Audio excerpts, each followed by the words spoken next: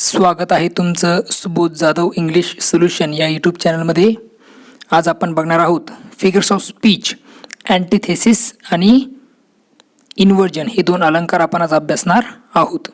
या अगोदरही मी बरेचसे व्हिडिओज हे अलंकारावर बनवलेले आहेत, तर त्याची लिंक तुम्हाला डिस्क्रिप्शनमध्ये मिळून जाईल. सर्व अलंकार योग्य प्रकारे समजून घ्या. चला तर मग सुरू करूया अँटिथेसिस आणि इन्व्हर्जन समजून घ्यायला.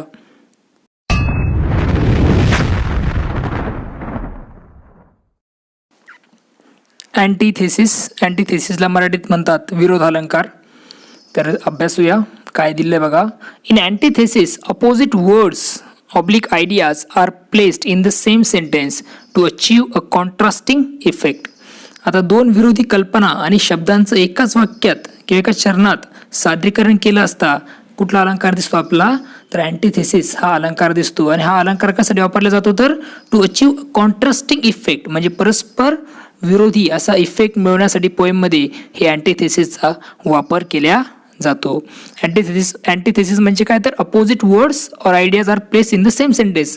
एकाच वाक्यामध्ये एकाच चरणामध्ये ज्यावेळेस दोन अपोजिट वर्ड्स किंवा मग आयडियाज ह्या वापरल्या जातात तेव्हा अँटिथेसिस हा अलंकार आपला त्या वाक्यामध्ये आहे असं सांगता येतं. आता खाली दिले बघा. Antithesis emphasise the idea of contrast by parallel structure of the contrasted phrases or clauses. आणि the structure of phrases and clauses are similar in order to draw the attention of the listener or readers. अँटिथेसिसमध्ये काय केलं जातं, तर एक emphasise stress दिला जातो कशावर, the idea of contrast म्हणजे विरोधी आयडियांवर काय केलं जातो, स्ट्रेस दिला जातो. त्यासाठी काय केलं जातं, तर कॉन्ट्रास्टेड अशा फ्रेजेस आणि क्लॉजेस त्या वाक्यामध्ये त्या चरणामध्ये वापरल्या जातात. The structure of phrase and clauses are similar. आणि ही जी फ्रेज किंवा क्लॉज असतील यांचं स्ट्रक्चर सिमिलर असतं. In order to draw the attention of the listeners or readers. कशासाठी, तर जे लिस्नर आहेत किंवा जे रीडर आहेत त्यांचं अटेन्शन हे अट्रॅक्ट करण्यासाठी अशा प्रकारचं युक्ती हा काय करत असतो, पोएट वापरत असतो. दोन विरोधी आयडिया या एकाच चरणात तो वापरत असतो. एक्झाम्पल दिले बघा. Number 1, man proposes, God disposes. Love is an ideal thing, marriage is a real thing. Ideal, real, love, marriage. Speech is silver but silence is gold. Silver, gold हे परस्पर विरोधी आयडियाज आहेत. प्रपोज, डिस्पोज परस्पर विरोधी ideas. Patience is bitter but it has a sweet food. आता bitter आणि sweet ह्या दोन वेगवेगळ्या प्रकारच्या आयडियाज. बिटर आणि स्वीट, गोल्ड आणि सिल्वर. त्यानंतर आयडियल थिंग आणि रिअल थिंग या परस्पर विरोधी कल्पना. Many are called but few are chosen. Many are called, many आणि द फ्यू या परस्पर विरोधी कल्पना आपल्याला दिसून येतात. परस्पर विरोधी वर्ड्स आपल्याला सांगता येतील. याच्यातून आपल्याला सांगता येईल की त्या वाक्यांमध्ये कुठला आहे, तर अँटिथेसिस हा अलंकार आहे. अँटिथेसिस या अलंकाराचे टेक्स्च्युअल उदाहरण आपण बघतो आहोत. बघा या पोएममध्ये तुम्हाला दिसेल की थोडक्यामध्ये सांगतोय. ही जी लाईन आहे कुठली, when I hear this poor one laugh and see the rich one coldly frown. या पोएममध्ये आपल्याला दिसतंय की पुअर आणि रिच हे परस्पर विरोधी आयडिया आहेत किंवा परस्पर विरोधी शब्द ते वापरले गेलेले आहेत. कशासाठी, एक पोएटिक इफेक्ट देण्यासाठी. त्यामुळे हे एक्झाम्पल आहे कशाचं, अँटिथेसिस या अलंकाराचं. इयत्ता 12वीचीच पोएम आहे बघा. She walks in beauty. या पोएममध्ये तुम्हाला दिसेल अँटिथेसिसचा अलंकार. बघा कुठं आहे, line number 3. All that best of dark and bright. आता इथे परस्पर विरोधी कल्पना आहेत किंवा परस्पर विरोधी वर्ड जे आहेत ते आहे डार्क आणि ब्राईट. म्हणजे इथे सुद्धा काय, तर पोएटिक इफेक्ट मिळण्यासाठी या पोएमला रायटरने काय केलं, तर अँटिथेसिसचा अलंकार इथे वापरलेला आहे. इयत्ता 10वीची पोएम आहे बास्केट फुल ऑफ मूनलाईट. या पोएममध्ये सुद्धा तुम्हाला अँटिथेसिस अलंकार दिसून येईल. बघा सापडतोय का, ओके. चला मी सांगतोय, जास्त वेळही तुमचं मी घेणार नाही. तर from the city to my village.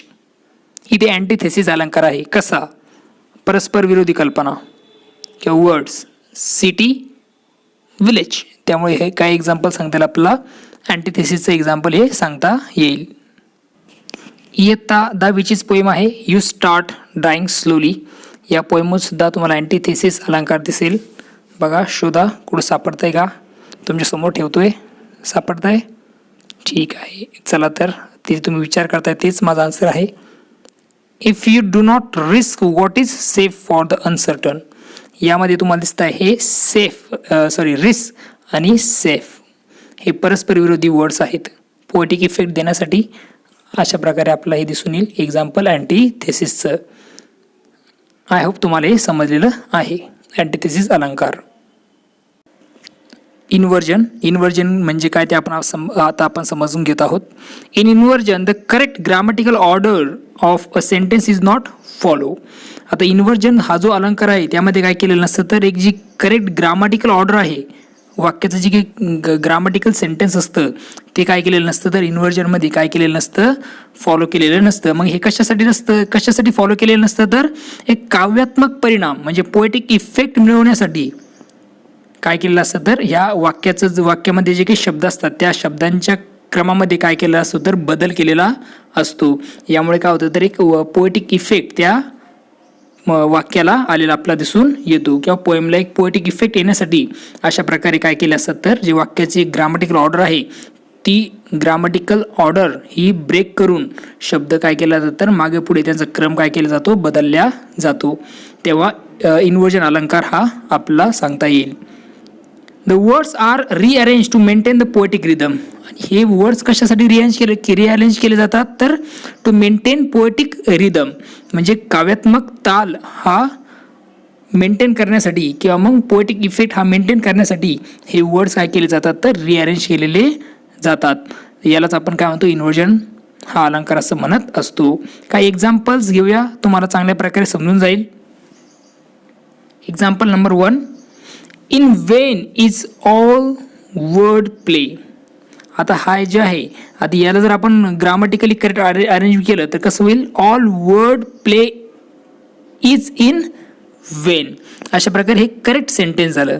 आणि याला काय केलं गेलं तर उलट पालट ते वर्ड्स वापरले गेले आहेत. हे कशासाठी वापरले गेले आहेत तर एक पोएटिक इफेक्ट येण्यासाठी त्याचबरोबर पोएटिक रिदम मेंटेन करण्यासाठी या गोष्टी केल्या जातात. त्यानंतर एक्झाम्पल नंबर 2 बघूया. To God I wept and said. आता इथे बघा काय दिसतं आपल्याला की हा जो टू गॉड आहे तो कधी पाहिजे नंतर पाहिजे असं आपण वापरले बघा. I wept and said to God म्हणजे हे जे काही वाक्याची जी काही रचना आहे ती कशी तर ग्रामॅटिकली करेक्ट नसते, मागे पुढे शब्द टाकलेले असतात पोएटिक इफेक्ट देण्यासाठी. त्याला आपण काय म्हणतो इन्व्हर्जन अलंकार असं म्हणतो. आणखीन example soft and thick the snow ले.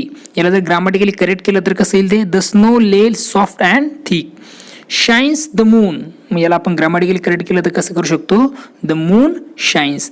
इथे याला आपण काय म्हणतो तर इन्व्हर्जन अलंकार असं म्हणत असतो. काही टेक्स्ट बुकचे उदाहरण बघूया.